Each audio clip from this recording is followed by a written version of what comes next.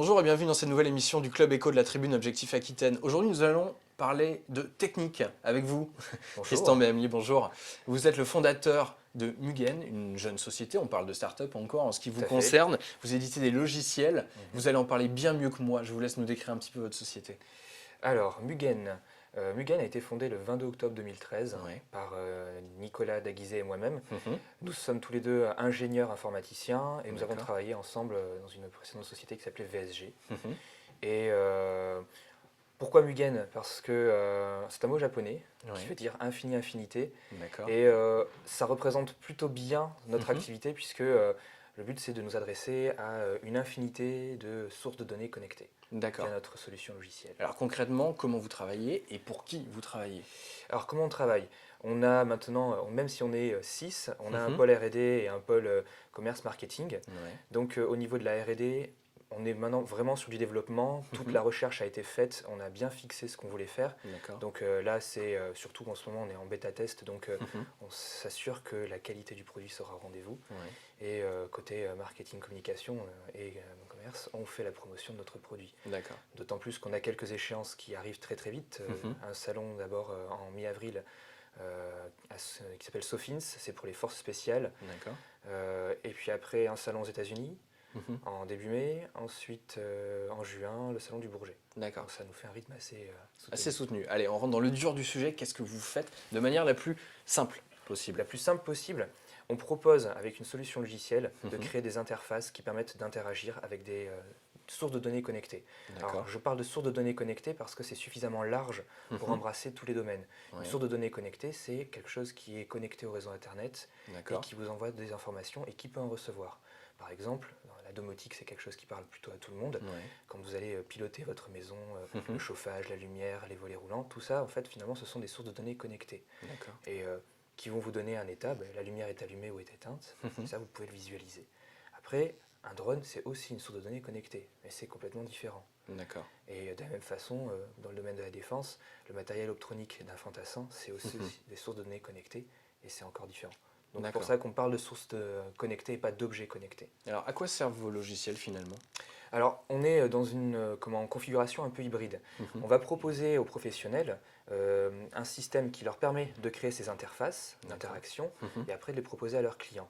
Mais quand je parle de système un peu hybride, c'est que on peut aussi s'en servir pour créer des applications sur smartphone Mhm. et tablettes D'accord. qui permettent, encore une fois, par contre, d'interagir avec des objets et environnements connectés. C'est du contrôle de ces objets?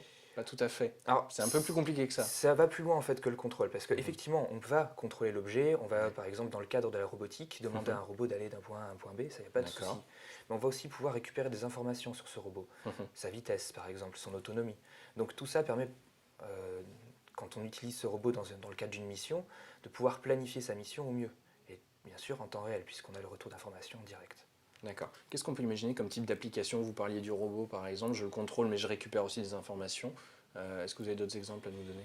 Alors, je peux vous parler, si on reste dans la robotique, Ouais.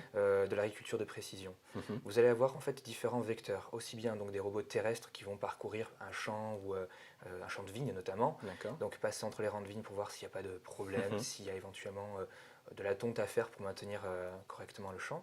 Mais vous allez aussi avoir un véhicule aérien qui va lui survoler la vigne et Mhm. repérer des zones déprimées et comme ça alerter l'ingénieur agronome pour qu'il puisse prendre les bonnes décisions. D'accord. Concrètement, ça fonctionne comment finalement? Alors, il y a deux possibilités. Soit vous avez tout le système qui est local, donc Ouais. sur zone, sur le site. Mhm. Dans ce cas-là, vous avez les systèmes autonomes qui communiquent avec une station de contrôle, et la station de contrôle nous rapatrie toutes les informations nécessaires D'accord. à la mission. Ou alors, vous interagissez avec des sources de données externes. Dans ce Mhm. cas-là, c'est parce que vous utilisez de la cartographie ou de la D'accord. météo, Mhm. et donc vous utilisez Internet. D'accord. Bon, c'est tout simple, effectivement. Vos projets sur 2015, 2016, 2017? Alors 2015, déjà, confirmer tout l'intérêt qu'on porte pour nous dans les différents salons que l'on va Ouais. faire, aussi bien en fait dans le domaine de l'aéronautique, de la Mhm. défense que finalement des bâtiments, de l'immobilier, du civil. C'est assez large, hein. Et donc on va concrétiser tout ça. On va aussi donc finaliser là très très rapidement la sortie de nos produits. Donc M2UV qui est destiné spécifiquement au marché des drones et MStart qui est notre solution standard sur laquelle les gens peuvent bâtir leur propre système ou alors on peut proposer du service grâce à ça. En 2016, on va continuer nos salons, mais maintenant qu'on a mis un pied dans la robotique et qu'on commence à avoir pas mal d'expertise, on va pousser dans ce domaine. De toute façon, on est en train de développer nous-mêmes notre petit robot qui va servir de plateforme de démonstration. Et c'est assez intéressant, c'est même grisant de pouvoir manipuler comme ça un objet connecté sur lequel on colle plein de capteurs pour récupérer de l'information. Donc on va essayer de creuser dans ce domaine. Et en 2017, si tout se passe bien, il y aura Mugen Robotics. D'accord, ok. Qui sera du coup un spin-off finalement. Je suppose que le marché de l'usine du futur, par exemple, vous intéresse? Tout à fait. Mais on a été plus ou moins abordé dans ce sens-là, puisque finalement proposer un outil de contrôle, mais mobile, on n'est pas obligé d'être derrière un pupitre pour pouvoir administrer une usine, ça intéresse des gens. Ça intéresse des gens de pouvoir justement contrôler une chaîne de production sur site directement et de ne pas retourner au pupitre de contrôle pour arrêter. D'accord. Est-ce que vous avez des besoins particuliers en tant qu'entrepreneur? Je pense à une levée de fonds par exemple. Alors, ça fait partie du quotidien presque de tout start-up. Oui, c'est quelque chose auquel on réfléchit avec mon associé. C'est pas immédiat parce que pour l'instant, d'abord, ce volet R&D a bien avancé. Voilà, on a bien avancé sur notre R&D et surtout maintenant on veut concrétiser notre marché. On veut vendre et s'assurer que d'abord on est viable, c'est important. Mais la levée de fonds interviendra dans un deuxième temps, renforcer nos équipes en R&D parce que c'est quand même un gros poste pour nous. On va vers l'innovation, c'est de toute façon ce qui nous anime. Et les ressources, pour l'instant, sont limitées. Donc, on a beaucoup de projets qu'on aimerait concrétiser, mais qu'on ne peut pas. Et ensuite, bien sûr, renforcer nos équipes marketing et commerce, notamment parce qu'on veut se développer à l'international. D'accord. Vous dites on aime l'innovation. C'est ce qui vous a poussé à entreprendre. Vous auriez pu intégrer notre société, après tout. Tout à fait. Mais en fait, voilà, avec mon associé, on est parti d'un constat, c'est que les smartphones et tablettes offraient de la connectivité, quelque chose qu'on n'a pas forcément avec un ordinateur, parce que c'est fixe. Là, on a quelque chose de mobile et surtout de tactile, donc assez intuitif à prendre en main. Et au début, notre idée, c'était de prendre le contrôle d'un ordinateur, finalement en étant un périphérique supplémentaire, clavier-souris simulé sur sa tablette ou son smartphone. Mais finalement, ce qui fonctionne pour un ordinateur va fonctionner pour tout type d'objet connecté. Donc on a élargi notre vision et comme on a touché à des technologies qui sont relativement récentes, notamment les drones, voilà, on s'est dit c'est génial, il faut qu'on continue, il faut qu'on persiste, c'est notre voie. D'accord. Vous parlez des drones, et alors justement, on va conclure là-dessus. Oui. C'est un petit peu en marge de votre activité. Néanmoins, on parle beaucoup de cette question de survol des drones en ce moment, notamment sur quelques sites stratégiques, touristiques, etc. Quel est votre regard sur le sujet? Vous qui justement avez un peu un pied et demi, j'ai envie de dire, sur cette question, c'est possible de prendre le contrôle? Pas du tout. En tout cas, c'est pas votre rôle forcément. Je sais qu'il y a une législation qui est quand même bien particulière Tout à fait. en France.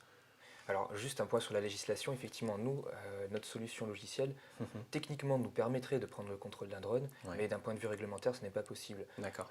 Pour des drones professionnels, si la liaison est seulement via Internet ou tout autre type de communication de ce type-là, et que vous avez une rupture de communication, votre drone va aller se cracher dans une zone habitée ou une zone sensible, ça va poser quelques problèmes. Donc non, on ne contrôle vraiment que la charge utile. Parce que le drone embarque par exemple une caméra et la redirige. En ce qui concerne les survols et donc la prise de contrôle, on va dire, mal intentionnée, c'est possible.